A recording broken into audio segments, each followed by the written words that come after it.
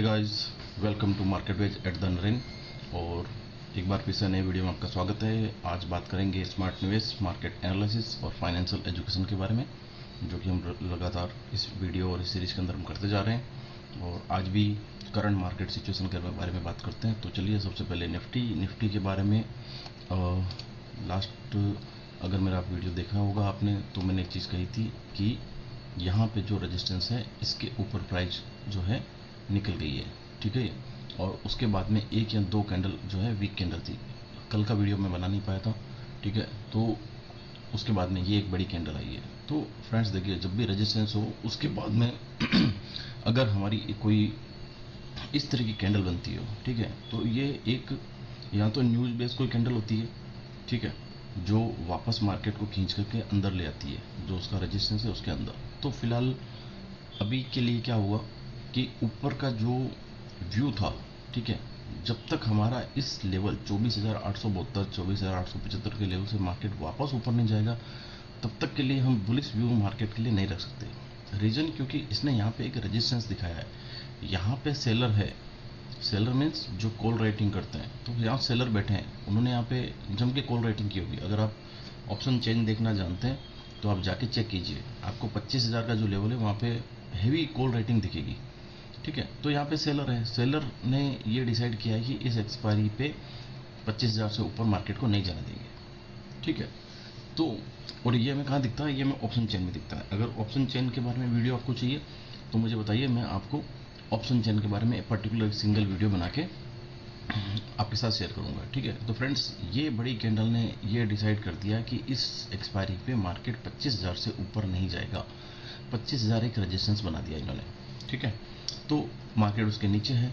अब क्या हो सकता है, या तो मार्केट 2-3 दिन साइडवेज रहे, या यहाँ से वापस अगर बाउंस बैक होता है और उस लेवल से ऊपर जाता है, तभी हम जो है फिलहाल, मतलब जो मैंने आपको लेवल बताया 24,875 का, इस लेवल से ऊपर मार्केट जाएगा तो ही बुलिश व्यू हम लोग रख सकते हैं।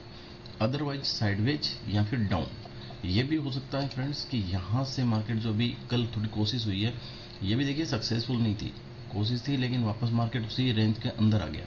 तो अभी के लिए हो सकता है कि मार्केट यहीं पे खुले और यहाँ तक जो है 24,500 का एक बार दोबारा सपोर्ट ले। पहले भी लिया था यहाँ पे, ठीक है। तो एक 24,500 हमारे लिए एक जो सपोर्ट है, ये सपोर्ट है। और अगर इसको गलती से ये टूट जाता है, जो राइटर हैं उसको तोड़ते हैं, तो फिर हमें मार्केट जो है 23,900 तक वापस जा सकता है, ठीक है। मैं डरा नहीं रहा हूँ, लेकिन क्योंकि ये स्टडी है, सामने है, जो दिख रहा है, तो हमें उसको इग्नोर नहीं करना चाहिए। दूसरा, मार्केट वापस अगर यहाँ से अपसाइड जाता है तो फिर हमारे लिए जो है 25,000 का लेवल सेकेंड टाइम जो है, मुझे लगता है कि मार्केट जो है इसको तोड़ सकता है। ये तभी हो सकता है फ्रेंड्स। और अगर फ्रेंड्स 25,000 का लेवल टूटता है तो बड़ा शार्प मूवमेंट होगा अपसाइड में। रीज़न ये होगा, जितने भी यहाँ पे कॉल राइटर होंगे, जिन्होंने कॉल राइटिंग की होगी 25,000 की, उनको अपनी पोजीशन, अभी वो लोग प्रॉफिट के अंदर बैठे हैं, वो आराम से यहाँ पे सेलिंग करके प्रॉफिट में बैठे हैं। तो जब उनका प्रॉफिट इरोड होता दिखेगा और नेगेटिव होता दिखेगा तो अपनी पोजीशन छोड़ेंगे। तो क्योंकि उन्होंने सेलिंग कर रखी है, और सेलर जो है जब पोजीशन स्क्वायर ऑफ करता है तो ऑटोमेटिक वो बायर बन जाता है। सेलिंग का उल्टा बायर, यानी कि जब वो अपनी पोजीशन स्क्वायर ऑफ करेंगे तो बेसिकली वो मार्केट से बाई करेंगे, तो ऑटोमेटिक वो भी नहीं चाहते हुए भी बायर साइड में जुड़ जाएंगे।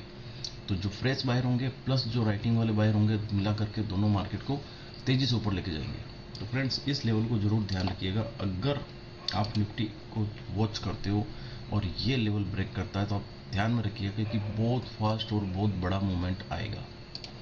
वो करीब करीब मतलब 25,200 या 300 तक आराम से जाएगा, ठीक है। तो इस चीज़ को ध्यान में रखिएगा। अगर ये लेवल टूटा तो यहाँ के सारे राइटर भागेंगे, अपनी पोजीशन छोड़ेंगे, तो ऑटोमेटिक बायर बनेंगे। तो वो बायर और प्लस जो फ्रेश बायर होंगे, मिला करके मार्केट को बहुत तेज़ी से ऊपर लेके जाएंगे। ये मूवमेंट बड़ा शार्प और फास्ट होगा, इसको ध्यान में रखिए, ठीक है। तो फिलहाल निफ्टी के लिए इतना ही। निफ्टी के अंदर हमें एक ही चीज़ ध्यान रखनी है, दोनों लेवल अगर नीचे जा रहा है तो फिर हमें अभी फिलहाल के लिए कुछ कर नहीं सकते इन्वेस्टमेंट वगैरह, क्योंकि बस वही हो सकता है कि बाई ऑन डिप रहेगा। आप कुछ अच्छे लेवल्स जो हैं 24,500 के आसपास जब मार्केट घूमता है, ऐसा नहीं कि यहाँ पहुँचते ही कुछ इन्वेस्टमेंट प्लान करें, यहाँ से जब मार्केट वापस घूमता है, कोई अच्छी कैंडल देता है, तब हम इसमें वापस इन्वेस्टमेंट की प्लान करेंगे, ठीक है। तो फिलहाल निफ्टी के लिए इतना ही। दूसरा, लास्ट जो मैंने आपको कुछ अपॉर्चुनिटी थी उसके बारे में बात कर लेते हैं, कैसा क्या कुछ रहा था। तो फ्रेंड्स, अगर आप मेरे वीडियो कंटिन्यू देखते हैं तो देखिए मैं आपको दिखाता हूँ। ये मैंने एक वीडियो बनाया था कि पाकिस्तान एयर स्ट्राइक के बाद निफ्टी में क्या होगा, और इसी दिन मैंने आपको जेके टायर की अपॉर्चुनिटी दी थी, टाटा मोटर और जेके टायर। ठीक है, तो अगर आप अभी देख रहे हैं, ठीक है, तो अगर आप देखेंगे कल जेके टायर के अंदर, और ये अपॉर्चुनिटी किस दिन दी थी मैंने, इस कैंडल पे, ये 12 मई के बाद में मैंने, ये कैंडल आने के बाद मैंने बोला था कि जेके टायर के अंदर अब ऊपर के लेवल ओपन हो गए हैं और हमें अब अगले लेवल्स पे ध्यान रखना है। ठीक है, ये आपके सामने है फ्रेंड्स, सेम चार्ट, और इसी दिन का आप जाके वीडियो देखिए, मैंने इसी दिन बोला था। मैं इसको हाईलाइट भी कर देता हूँ, ये देखिए। ठीक है, तो इस लेवल के बाद मैंने बोला था कि जेके टायर ऊपर जाने वाला है। आप देखिए इस लेवल के बाद उस दिन मार्केट कहाँ क्लोज हुआ था, 334, जेके टायर क्लोज हुआ था 334 पे।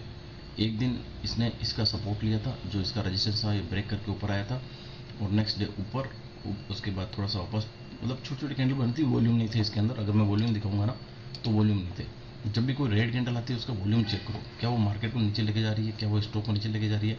वॉल्यूम ही नहीं था, देखो कुछ वॉल्यूम नहीं था, धीरे धीरे अपसाइड आ रहा था। अब कल क्या था, कल दो चीज़ थी, कल दो चीज़ ये थी, देखिए कल जेके टायर का रिजल्ट था, रिजल्ट आया था खराब। कहाँ से स्टार्ट हुआ था, यहाँ से गिर के सीधा यहाँ हुआ था, लेकिन क्योंकि मुझे चार्ट दिखाता है, स्टडी में हम लोग क्या देखते हैं, हम चार्ट देखते हैं। चार्ट क्या दिखा रहा है मेरे को कि मार्क ऑलरेडी जेके टायर गिर चुका है, एक डबल, इसको डबल बॉटम बोलते हैं, तो डबल बॉटम जो है वो कर चुका है। ठीक है, डबल बॉटम हो गया। डबल बॉटम के अंदर भी अगर आप देखेंगे, ठीक है, ये चीज़ भी मैंने शायद वीडियो में बताई थी या नहीं बताई थी, कि अगर हम इसका लो चेक करें और नीचे आरएसआई को देखें, तो यहाँ देखिए आरएसआई के अंदर तो ये नीचे ही नहीं आया है, यहाँ से यहाँ आरएसआई तो पहले ही बता रहा है कि ऊपर जाऊंगा। ठीक है, यहाँ पे और यहाँ से देखोगे फ्लैट है, लेकिन यहाँ से ये वाला है, ये लेवल है, तो देखिए यहाँ तो बिल्कुल शार्प है, इतना ऊपर है ये, तो आरएसआई तो नीचे नहीं आ रहा है 40 के, तो यहाँ से कंफर्म था कि ऊपर जाएगा। तो फ्रेंड्स, रिजल्ट कुछ भी हो, न्यूज़ कुछ भी हो, लेकिन स्टडी हमें ये दिखाती है कि हम किस तरह से पहले उसको एनालाइज कर सकते हैं। तो जेके टायर ने यही बता दिया था, हमने इसको कहाँ प्रेडिक्ट किया था, बिकॉज कि ये फॉर्मेशन जो है, डब्ल्यू फॉर्मेशन बनने के बाद और एक बड़ा रेजिस्टेंस क्रॉस होने के बाद मैं अपॉर्चुनिटी में शामिल करता हूँ, तो मैंने इसको अपॉर्चुनिटी में शामिल किया था। और इस कैंडल के बाद ये आई थी कैंडल, और इस पर मैंने आपको बोला था कि आप जो है जाकर के ये स्टॉक में देखिए, वॉच कीजिए स्टडी कैसे काम करती है, और मैंने ये बोला था कि यहाँ से स्टॉक ऊपर जाना चाहिए। और फिर उसके बाद में कल की डेट में 13% का मूवमेंट, ये रेजिस्टेंस टूटा, इस रेजिस्टेंस पे जाकर के ये कल स्टॉक अटका। हालांकि इसको भी ब्रेक किया था, लेकिन वापस इसी पे आ गया। अभी के लिए 425 के आसपास का लेवल मैंने दिया था, और अभी स्टॉक 493, तो मोटा मोटी 30-35 पॉइंट अभी भी इसके अंदर हैं, तो ये लेवल भी मेरे ख्याल से आ जाएगा। ठीक है, तो इतनी बड़ी बुलिश कैंडल है। इसके बाद दो चीज़ होती है फ्रेंड्स, एक ये इसको एक और बड़ी कैंडल आने वाली है, तो इसको ब्रेक करेगी।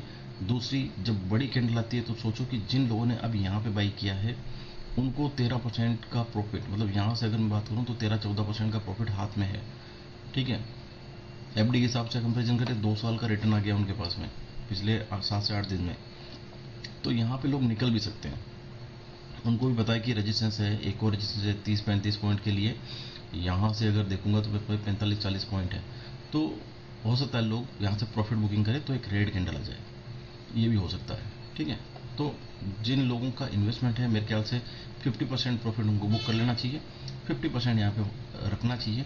ठीक है, अगर ऊपर की तरफ गया तो हमें एक्स्ट्रा प्रॉफिट मिलेगा, और अगर नीचे गया तो हमारा जो प्रॉफिट है उसी में से थोड़ा बहुत कुछ जाएगा, उसके ज़्यादा हमारा जेब से कुछ जाना है नहीं। तो हम लोग प्रॉफिट में हैं तो प्रॉफिट एंजॉय कीजिए। दूसरा मैंने आपको क्या दिया था फ्रेंड्स, मैंने आपको दिया था कल की डेट के अंदर, मैंने आपको 2 स्टॉक दिए थे, टाटा कंज्यूमर प्रोडक्ट, और एक दिया था मैंने भारत डायनेमिक। मेरा ये वाला वीडियो है, ठीक है, किधर जाएगा निफ्टी, कल का ही वीडियो, आप जाके परसों का वीडियो है, आप इसको चेक कीजिए। तो इसके अंदर मैंने आपको दिया था भारत डायनेमिक, तो भारत डायनेमिक देख लेते हैं। ये देखिए, जिस दिन मैंने दिया था उस दिन यहाँ पे था मार्केट, मैंने कहा था रेड कैंडल आई है, उसके बाद ठीक है एक रेड कैंडल और आई, लेकिन ये रेजिस्टेंस जो था अब ये सपोर्ट का काम कर रहा है और इसको ब्रेक नहीं कर पाया। कल की डेट के अंदर 4 से 5% का मूवमेंट भारत डायनेमिक ने दिया है, और भारत डायनेमिक जो है अब इस लेवल के लिए तैयार है। तो फ्रेंड्स, 2500 का लेवल आप बहुत जल्दी ही भारत डायनेमिक के अंदर देखेंगे। तो फ्रेंड्स स्टडी काम करती है, ठीक है। 2 दिन 3 दिन पहले मैं आपको स्टॉक सजेस्ट कर रहा हूँ, देख रहा हूँ, सजेस्ट मीन्स स्टडी चेक करने के लिए, नॉट फॉर रिकमेंडेशन, ठीक है। तो स्टडी चेक करने के लिए मैं आपको बता रहा हूँ कि देखिए ये स्टडी कैसे काम करती है, लॉजिक भी समझा रहा हूँ कि ये पहले रेजिस्टेंस था, इसको ब्रेक किया और उसके बाद ये सपोर्ट बन गया, और जब सपोर्ट बन गया तो स्टडी देखिए काम कर रही है। और हमें अगर इस लेवल पे वापस मिलता है 2500 के लेवल पे, तो कितने परसेंट रिटर्न होता है, कितने अच्छे रिटर्न हमारे हाथ में मिलता है। अब देखिए यहाँ से लेकर के यहाँ तक कि 38-40% तक के रिटर्न है। तो एंजॉय करना ना, करना क्या है, ठीक है। चलिए तो आज के लिए देखते हैं आज की अपॉर्चुनिटी क्या देखना चाहिए। देखो अपॉर्चुनिटी तभी काम करती है फ्रेंड्स जब मार्केट सपोर्ट करता है। और अभी निफ्टी का जो मैंने व्यू बताया था कि निफ्टी अगर 24,875 का लेवल क्रॉस करता है, ठीक है, तो हमें इन्वेस्टमेंट हमारे ध्यान में रखना है, ठीक है। तो चलिए लेट्स डिस्कस कि आज के लिए क्या 2 अपॉर्चुनिटी है, ठीक है, और उनको स्टडी को चेक करना है। और स्टडी को आप ऐसे देखिए, देखो अगर आप देख लो ना कि कल मैंने वीडियो बनाया और एक ही दिन के अंदर हो सकता है कि कुछ न्यूज आ गई, कुछ आ गई, तो स्टॉक अगर थोड़ा नीचे आ गया तो चलो स्टडी काम नहीं कर रही, ऐसा नहीं होता फ्रेंड्स। 1 2 3 10 दिन के अंदर आपको चेक करना है कि अब 7 दिन पहले ये स्टॉक बताया था, आज कहाँ पर है, 7 दिन पे देखो, 10 दिन पे देखो, 1 महीने पे देखो, लास्ट मंथ जो मेरे पुराने वीडियो उसमें जाके देखो कि मैंने जो स्टॉक दिए थे आज वो कहाँ पर है, ठीक है। तो ऑलमोस्ट जो लास्ट मंथ दिए होंगे मैंने अभी सारे के सारे अच्छी लेवल्स पे। तो चलिए फ्रेंड्स ज़्यादा टाइम नहीं खराब करते हैं और बात करते हैं आज की 2 स्टडी के बारे में। तो फ्रेंड्स फर्स्ट अपॉर्चुनिटी है डिविस लैब।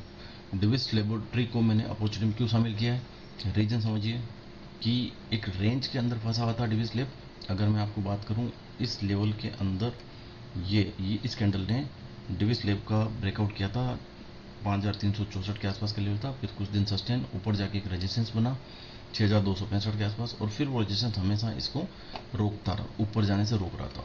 ये देखिए यहाँ से रोका, यहाँ रोका, यहाँ भी कोशिश थोड़ी बहुत हुई थी, फिर यहाँ पे फाइनली यहाँ जा कर के 19 मई, कितना टाइम लगा रेंज के अंदर स्टॉक को, मतलब ये सितंबर 24 में हुआ था और ये वापस आकर के मई, मतलब 8 से लगभग आप समझिए कि 7 से 8 महीने इस स्टॉक इस रेंज के अंदर रहा। जब एक रेंज में स्टॉक रहता है ना, ठीक है ना, तो देखो जहाँ से ऊपर आया था उसी जगह नीचे वापस अपसाइड नीचे, तो एक रेंज के अंदर फंस गया स्टॉक।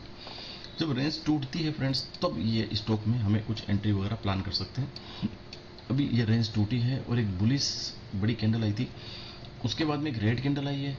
रेड कैंडल आप अगर हो सकता है स्टॉक को नीचे लाती, लेकिन मैं आपका इसको वॉल्यूम दिखाऊंगा, वॉल्यूम ही नहीं है। मतलब अगर आप देखिए रेड कैंडल के अंदर अगर हम देखेंगे तो वॉल्यूम नहीं है, यानी कि जो सेलर है नहीं है यहाँ पे, आप समझो बायर एंड सेलर का गेम है, डिमांड एंड सप्लाई का गेम है सारा। तो यहाँ पे क्या चीज़ है, यहाँ पे सप्लाई कम होगी, डिमांड ज़्यादा है, तो प्राइस अपसाइड जाएगा। तो सप्लाई और डिमांड का गेम है सारा का सारा। तो यहाँ पे सेलर नहीं है, तो सेलर नहीं है ना, तो मतलब कोई बेच नहीं रहा है, बायर है ओनली। तो सेलर क्या करेगा, सेलर प्रीमियम मांगेगा। सेलर बोलेगा कि 6555 का भाव है, नहीं मुझे 7000 पे बेचना है। तो बायर बोला चल ठीक है 7000 पे दो, तो प्राइस ऊपर जाएगा 7000 पे। बायर ज़्यादा होंगे, सेलर कम होंगे, फिर बोलेगा नहीं मेरे को 7500 चाहिए। तो सेलर 7500 मांगेगा, बायर अगर देने को तैयार हो तो प्राइस 7500, समझ रहे हो। तो ये डिमांड एंड सप्लाई का गेम है।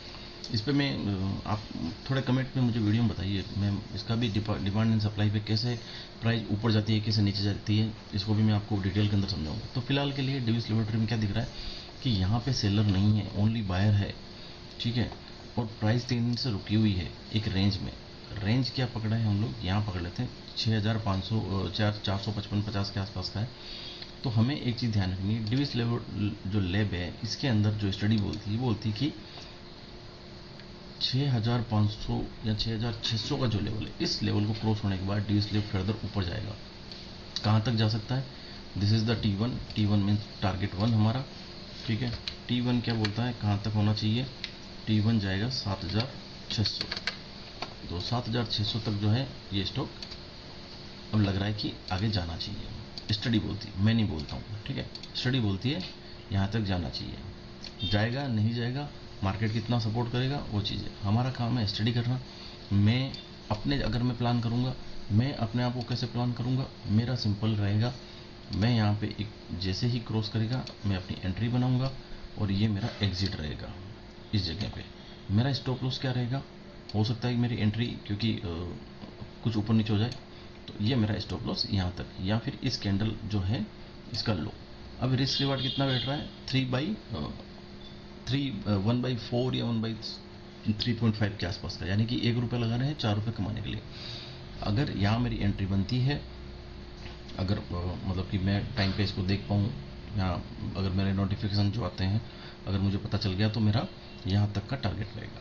ठीक है, तो फर्स्ट टारगेट मेरा ये, एंट्री यहाँ प्लान करेंगे, यहाँ तक होल्ड करेंगे और प्रॉफिट लेके निकल जाएंगे यहाँ पे। ठीक है, दूसरी चीज़, अगर स्टॉक हमारे अगेंस्ट जाएगा तो मैं इस कैंडल पे यानी कि मेरा जो भी लॉस होगा मैं लेके निकल जाऊँगा। सिंपल, ये रिस्क और रिवार्ड है, और इसी तरह से आप लोगों को भी देखना चाहिए अगर आप लोग करते हैं तो। ठीक है, but this is not the recommendation. Second friends, stock जो है वो अपॉर्चुनिटी के अंदर है डीएलएफ। ये देखिए डीएलएफ में क्या है, क्यों अपॉर्चुनिटी में शामिल कर रहे हैं, ये देखिए। मैं एक बार सब कुछ इसमें हटा देता हूँ, बहुत ही क्लियर चार्ट रखना चाहिए। मेरा विचार है कि आप इंडिकेटर चार्ट इंडिकेटर या ईएमए ये सब चीज़ें लिमिटेड यूज कीजिए, देखो एक बार, हाँ उसके बाद इसको बंद कर दो। चार्ट अपना जितना क्लीन होगा दिमाग उतना ही क्लीन होगा। तो चलिए देखते हैं क्या है। यहाँ पे जब स्टॉक गिरते गिरते गिरते यहाँ पे आया, देखिए यहाँ पे स्टॉक ने सपोर्ट लिया, दो बार सपोर्ट लिया। अब ये जब नीचे सपोर्ट लेते हैं ना, तब हमें देखना है आरएसआई। ठीक है, कि स्टॉक जो है सपोर्ट ले रहा है, बट कर क्या रहा है, यहाँ पे था तो मैं यहाँ से पकड़ता हूँ इसको।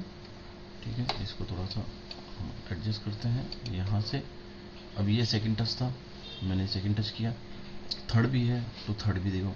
तो आप अगर देखेंगे, ठीक है, अगर यहाँ से मैं देखूँ तो ये ब्लैक लाइन जो है आपको थोड़ी नीचे जाती हुई दिखेगी, आरएसआई में आपको ऊपर जाती दिख रही है।